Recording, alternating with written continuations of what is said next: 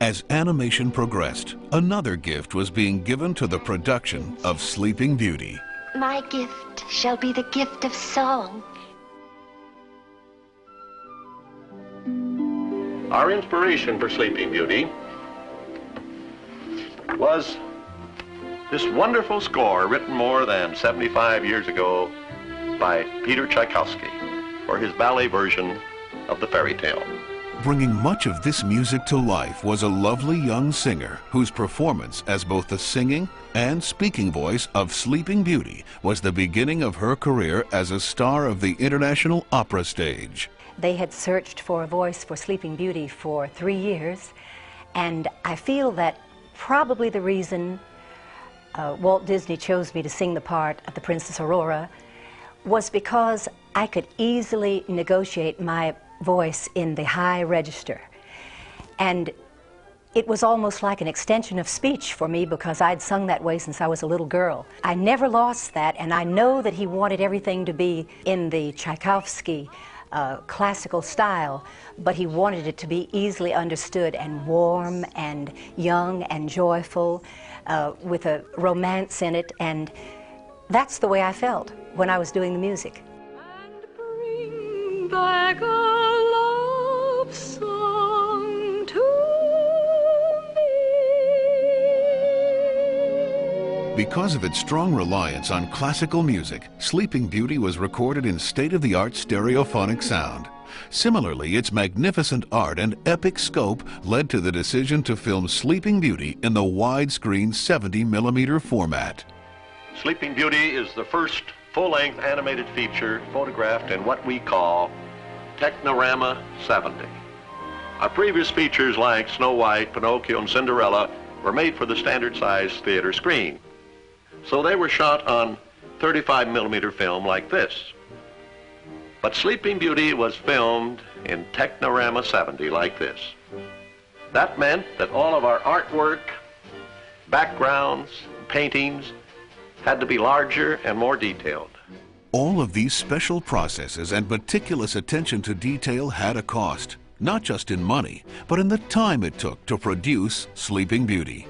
In addition to the complexity of Sleeping Beauty's production, Walt Disney and his staff were stretched thin, hard at work on Disneyland, 3 television series, and numerous live-action films. That's why it took us 6 years and $6 million to make Sleeping Beauty. But to us, it was worth it. I mean, at every stage, at every step, this film was going to be different. And that meant much more work. This was not business as usual for anybody at the studio. The picture was in animation longer than any picture I'd ever worked on, and since then either. It was so complex in its design statement that normally a background for a film might take a day or two. I think on an average for Sleeping Beauty it'd be at least a week, maybe 10 days sometimes. For myself, it was wonderful. I got to paint most of the production backgrounds of the whole picture, where it never could have been that way if it had been rushed. Sleeping Beauty premiered in the era of epic movies like Ben-Hur. But as was the case with many other epics, Sleeping Beauty was a gamble.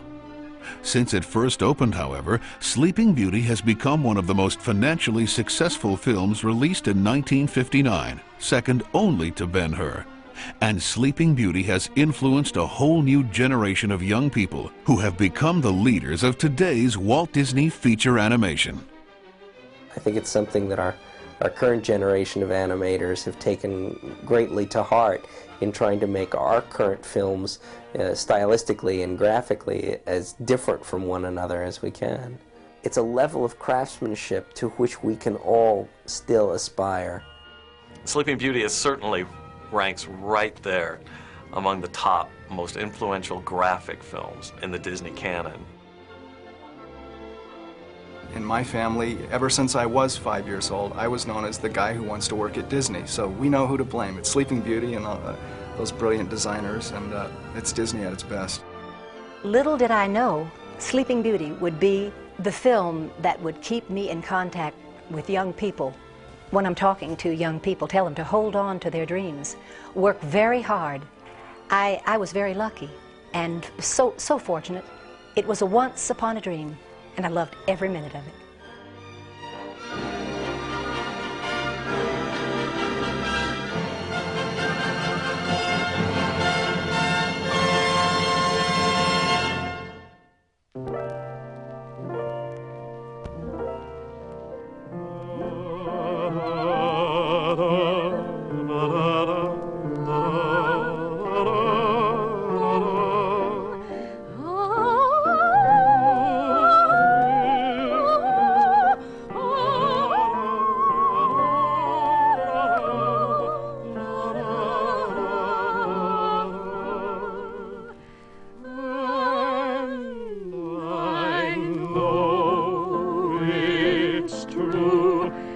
Visions are seldom all they seem.